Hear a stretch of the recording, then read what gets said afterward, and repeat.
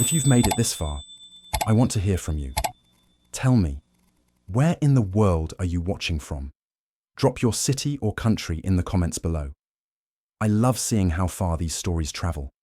And if this story hit you right in the heart, don't forget to like, subscribe, and turn on the notification bell.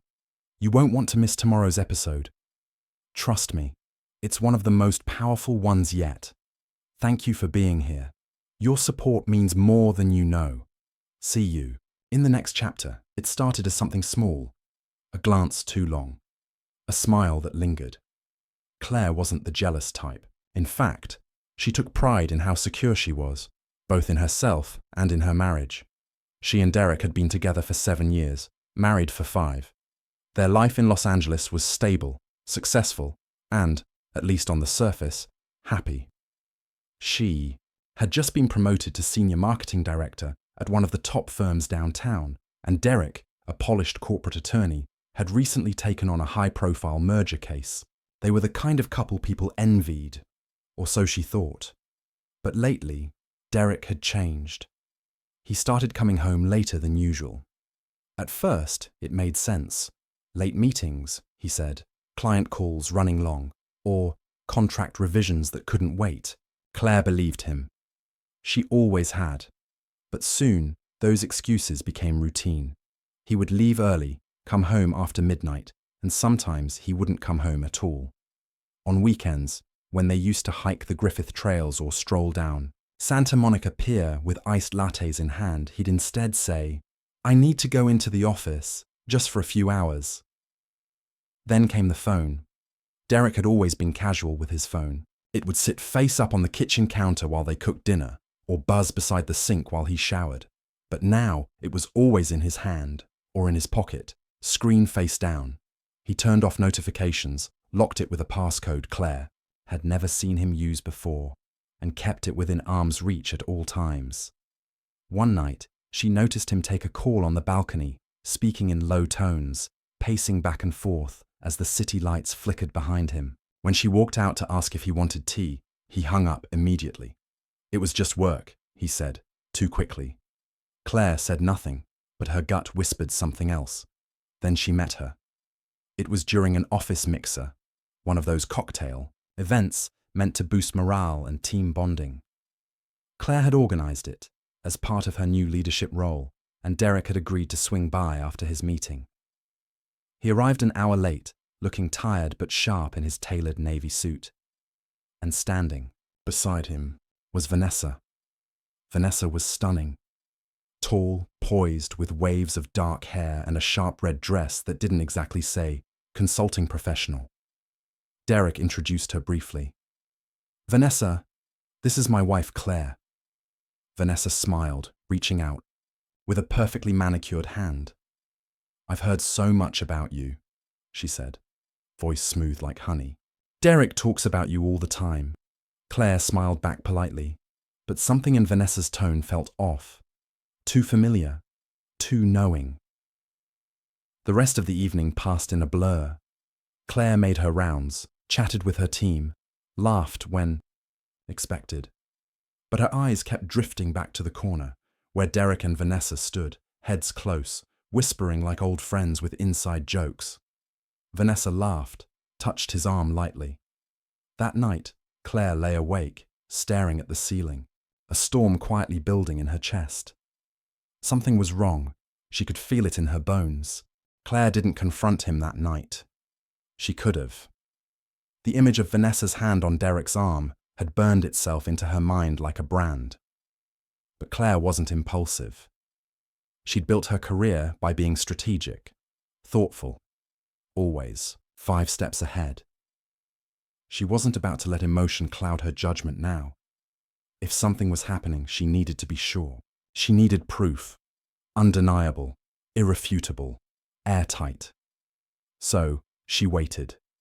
She started small, a quiet mental log. How many nights Derek came home late. How often he claimed to be too tired to talk. She noted when Vanessa's name came up in conversation, and how Derek said it just a little too casually. She paid attention to the small things, his phone always on silent, the subtle smile he gave when he thought no one was watching, the sudden business trip to Seattle that had never been on the calendar. Then Claire got smarter. She remembered the family iCloud account Derek had set up years ago, one he assumed she'd forgotten about. She hadn't. With a few taps, she gained access to his synced locations. Her heart pounded the first time she checked it. Derek was supposed to be in the office, prepping for a big client pitch. Instead, the map showed him parked at a boutique hotel in Westwood for nearly 3 hours. That night, she didn't sleep. The next morning, Claire created a new folder on her personal laptop. She labeled it something simple: receipts. Inside, she began dropping everything: screenshots of text previews, timestamps from location tracking, photos of hotel receipts she later found crumpled in his suit pockets. She even downloaded a call log app, quietly installing it on their shared home iPad that Derek occasionally used. What she found there made her stomach turn. Late-night calls to a number she didn't recognize, frequent short conversations during business hours, and then the text messages. She never opened them directly, but the previews said enough. Last night was amazing. I miss you already, and still thinking about you. Claire's hands trembled as she scrolled, her face cold, her eyes dry. The betrayal stung, but she wasn't broken. She was building a case. Each day, she played the part of the perfect wife. She smiled. She packed his lunch. She kissed his cheek at the door. Meanwhile, she continued collecting. Vanessa started showing up more, her perfume lingering in the air after surprise office visits, her laugh echoing a little too loudly down the hall. Claire caught her once, gazing at Derek the way a woman only looks at someone who isn't hers, but wants to be.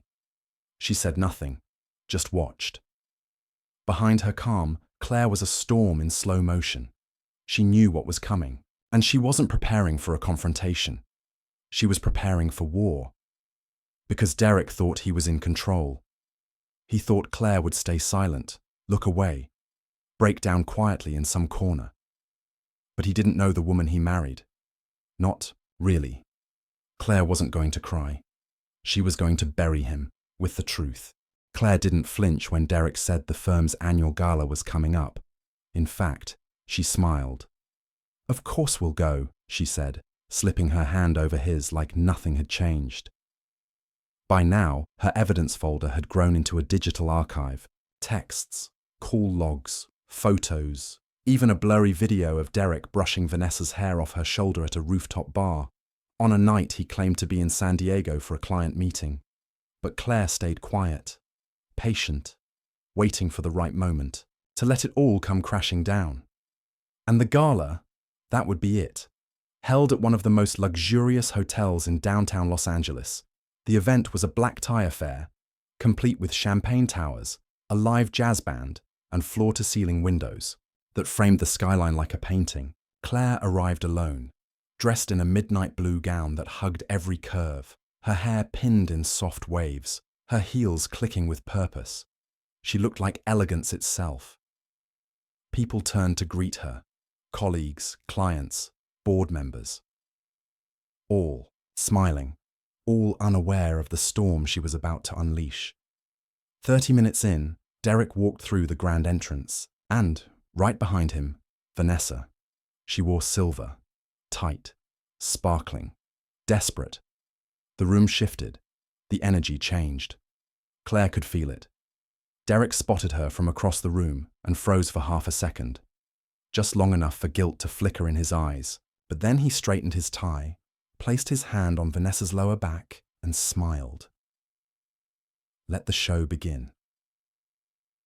Claire sipped her champagne slowly as she watched them work the room like a couple, whispering, laughing, touching.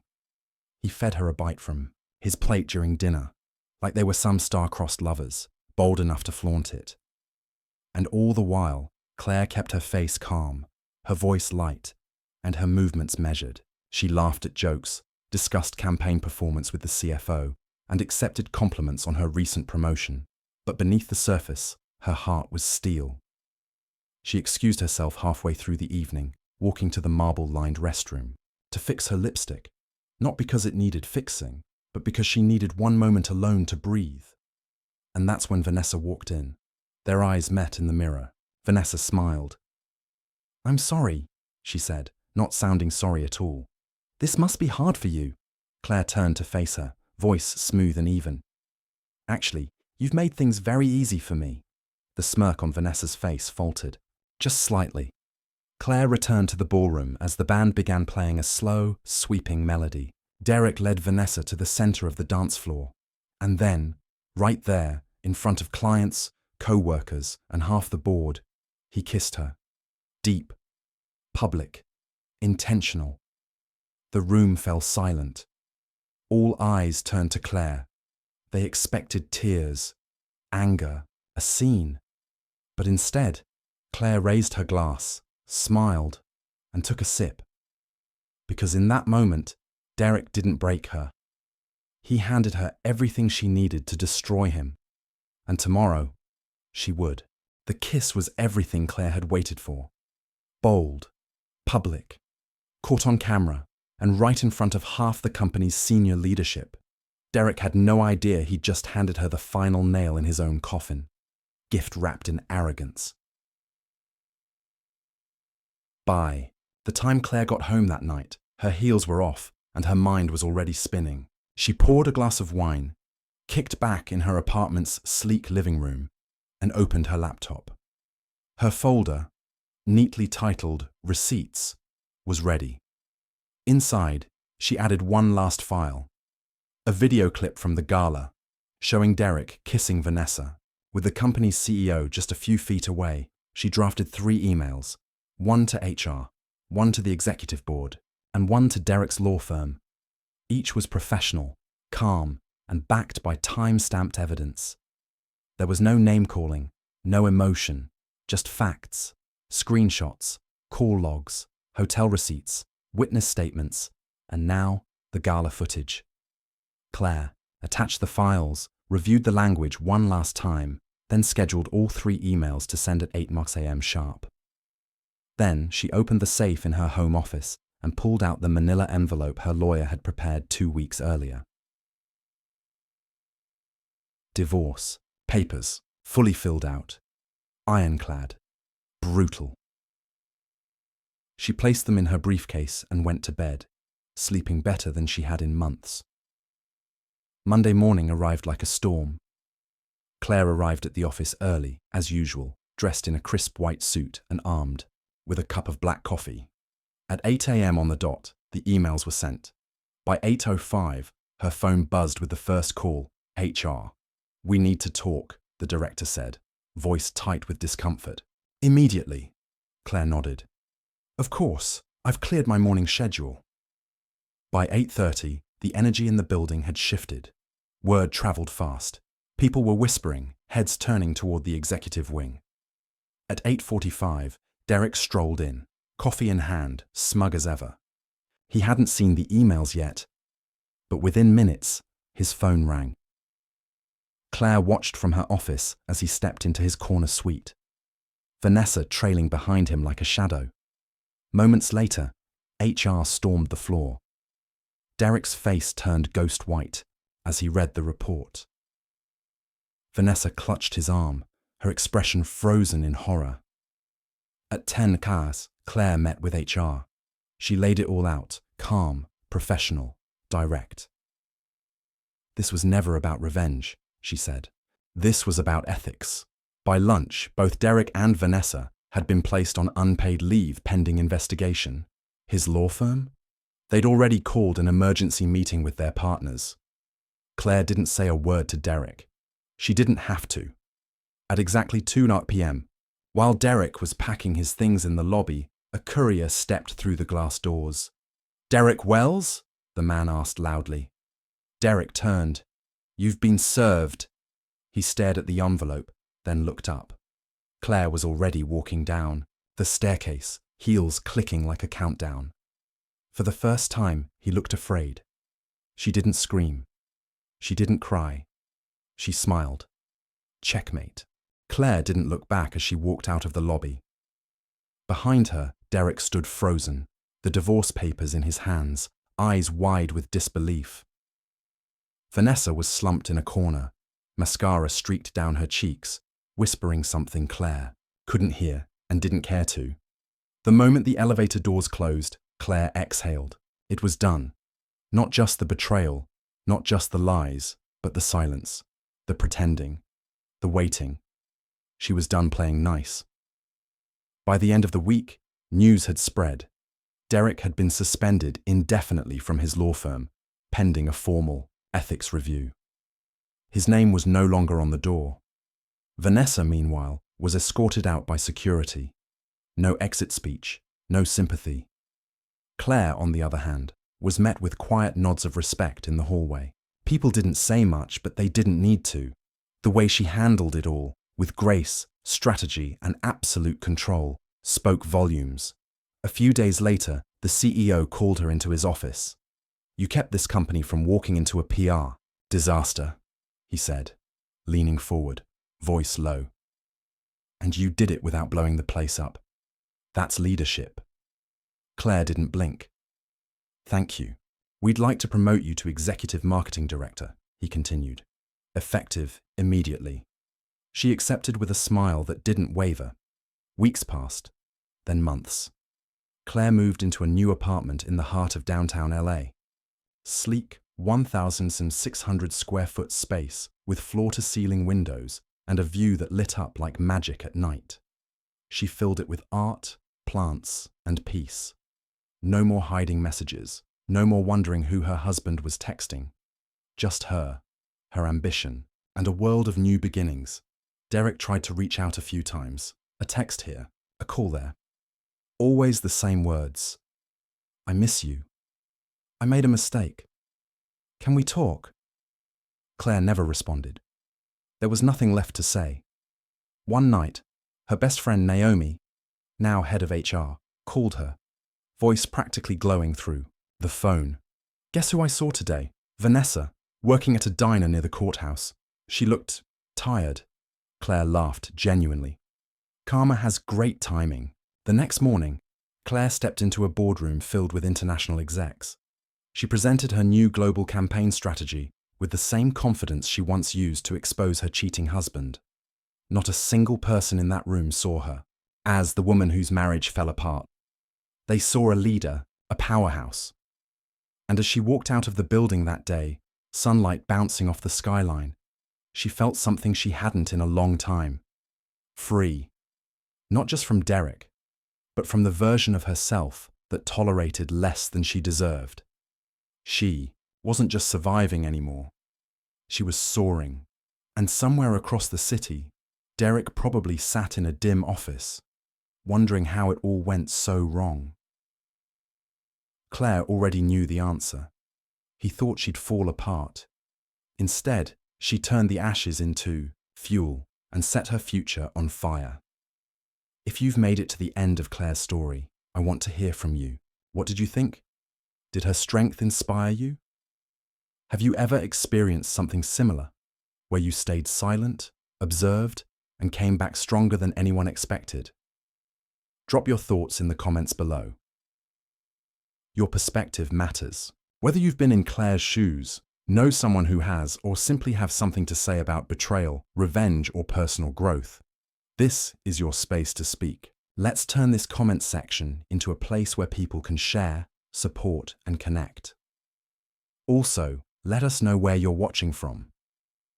It's incredible to see how these stories reach people from all over the world, and if this story moved you, inspired you, or gave you chills, don't forget to like, subscribe, and hit the notification bell. A new story drops tomorrow, and trust me, you won't want to miss it. Thank you for being here, for watching, and for feeling every twist and turn with us. Your comments bring these stories to life. So go ahead, I'm reading everyone.